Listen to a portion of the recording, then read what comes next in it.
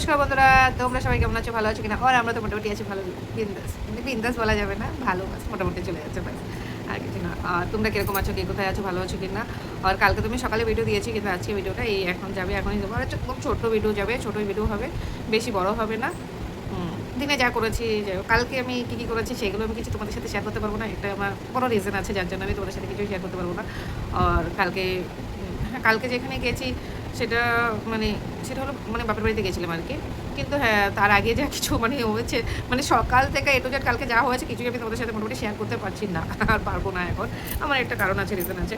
তো সেটা আমি পরে অবশ্যই একটা ভিডিওতে রিভিল করবো, মানে বলে দেবো যে কিসের জন্য আমি কালকে জিনিসগুলো শেয়ার করতে পারছি না। আর কালকে যেটা আমাদের সাথে হয়েছে সেটা মানে ভালো কিছু তো হয়নি, সেটা খারাপই কিছু হয়েছে। যাই হোক, যা হয়েছে সেটা পরে তো অবশ্যই আমি তোমাদের জানাবো, তোমরা দেখতেই পারবা। তোমরা যখন আমার ভিডিও দেখো তখন অবশ্যই তোমরা জানতে পারবা যে কাল কী হয়েছিল বা কিছু।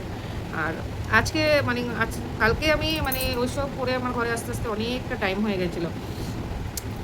আমি এর আগের ভিডিওতে আমি বলেছিলামও, মানে কালকে যে ভিডিওটা ছেড়েছে ওতে আমি বলেছিলাম যে কালকে যদিও আমি কোথাও যাই আমার আস্তে আস্তে হয়তো রাত্র হয়ে যাবে। আর আমার সত্যি কালকে রাত্র হয়ে গেছিলো, আস্তে আস্তে অনেকটাই রাত্র হয়ে গেছিলো। আসতে 7টা মতো, হ্যাঁ 7টা মতো বেজে গেছিলো ঘরে আসতে। তারপরে কালকে আমার একটা এমন দিন গেছে বন্ধুরা, তোমরা বিশ্বাস করতে পারবে না, পুরো না খাওয়া দিন গেছে আমার, সারাটা দিন।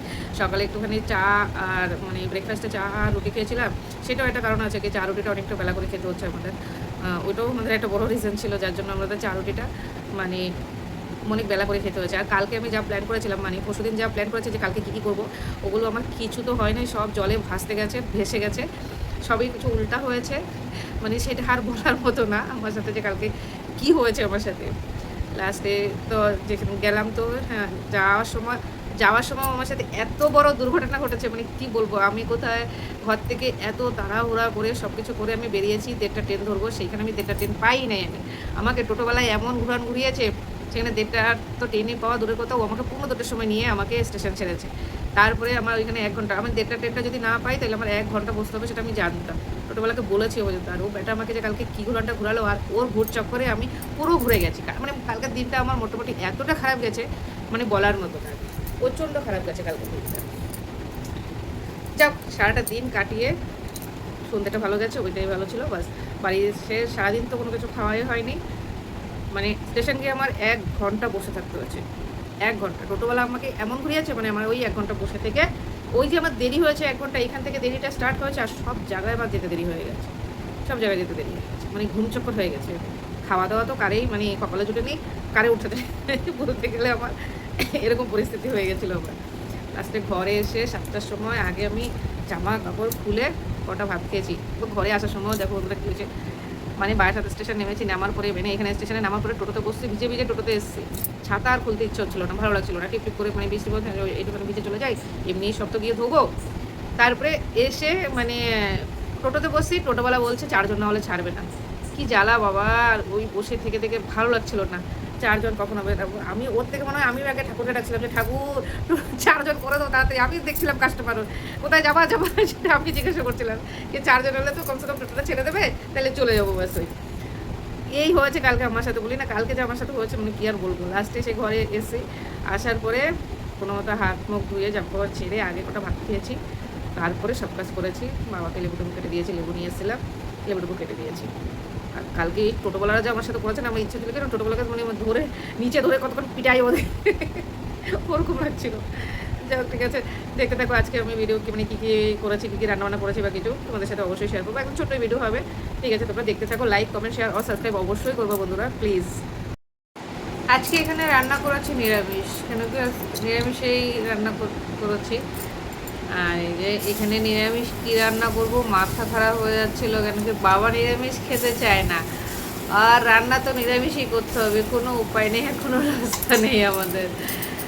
তো এবার কী রান্না করব, সকাল থেকে ভেবে চিনতে মাথা খারাপ হয়ে যাচ্ছে। সকালে টিফিন করে শুধু বসে এটাই ভেবেছি রান্নাটা কি করব, বাবা কি দিয়ে খাবে, কি খেতে পারবে। লাস্টে আমি এখানে ডাল ভিজিয়ে রেখেছি, ডাল ভিজিয়ে রেখে এখানে ডালের বড়া দিয়ে পেঁপে তরকারি করেছি, পেঁপে আলু দিয়ে ডালের বড়া দিয়ে একটু তরকারি করেছি, মানে মটর ডাল আর কি, মানে মটর ডাল চানা ডাল ভিজিয়ে রেখেছিলাম।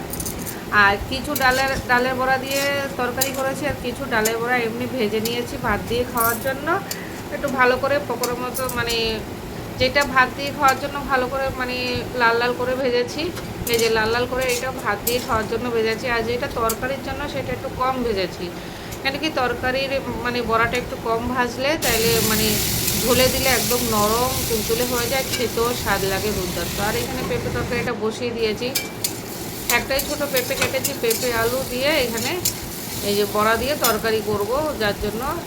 আর এখানে পেঁপেটা আগে ভালো করে একটুখানি সাঁতরিয়ে নিয়েছি। আর আমি সত্যি কথা বলতে গেলে বন্ধুরা, পেঁপেটা মানে ঢাকা দিয়েই মানে সিদ্ধ করে নিয়েছি সুন্দর করে জল দেওয়ার আগে। আর এখানে দেখো মানে যে সব মশলা টশলা দেওয়া হয়ে গেছে, একটু আদা ঘষে দিয়েছি, এখানে একটু জিরা পাউডার একটু ধনে পাউডার দিয়ে তারপরে জল দিয়ে বড়াটা ঢেলে দিলাম, ঢেলে দিয়ে এখানে দেখো ফুটিয়ে নিচ্ছি একটুখানি। কেন একটুখানি ঝোল ঝোল রাখবো, কেন কি না বড়াতে জলটা টেনে যাবে, ঝোলটা পুরো টেনে নেবে বড়ায়, মানে ঝোলটা টেনে বড়াগুলো ফুলে যাবে, তো নরম হয়ে যাবে, তো ঝোলটা একদম শুকিয়ে যাবে। আর এখানে দেখো একদম প্রায় আমার মানে বড়ার ঝোলটা প্রায় হয়েই গেছে। আর খেতে দুর্দান্ত টেস্ট লেগেছে, তোমরা ঘরে কখনো করে খেয়ে দেখবো।